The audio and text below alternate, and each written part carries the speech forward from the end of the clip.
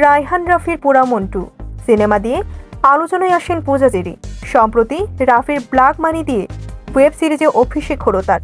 বঙ্গতে মুক্তি পাওয়া সিরিজটিতে পূজার অভিনয় নিয়ে বিস্তার চর্চা চলছে অন্তর্জালে।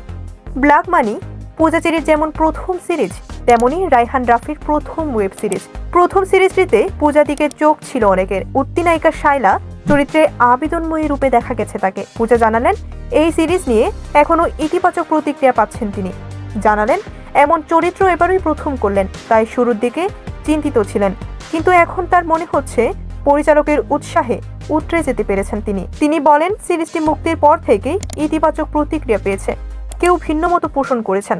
সবার কাছ থেকে পাওয়া ভালোবাসা নিয়ে আমি এগিয়ে যেতে চাই, তবে বেশিরভাগই আমার অভিনীত চরিত্রটির প্রশংসা করেছেন। এটা নিয়েই দ্বিধাদ্বন্দ্বে ছিলাম। এই চরিত্র যে আমাকে মানাবে তা ভাবতেই পারিনি। পরিচালক নিশ্চিত ছিলেন, তাই আমার কথা ভেবেছেন। আমিও চেষ্টা করেছি পরিচালকের নির্দেশনা মেনে কাজ করে যেতে। চলতি বছরের শুরুতে টগর সিনেমার ঘোষণা দিয়েছিলেন আলোক হাসান। তখন বলা হয়েছিল নায়িকা হবেন প্রার্থনা ফারদিন দিঘি। তবে শুটিং শুরুর আগে জানা গেল এই সিনেমা থেকে দিঘি বাদ পড়েছেন। নায়িকা হিসেবে পূজা চেরিকে দেখা যাবে। পূজা চেরি বলেন, সিনেমার পরিচালক ও আদর আজাদের সঙ্গে এর আগেও আমি কাজ করেছি।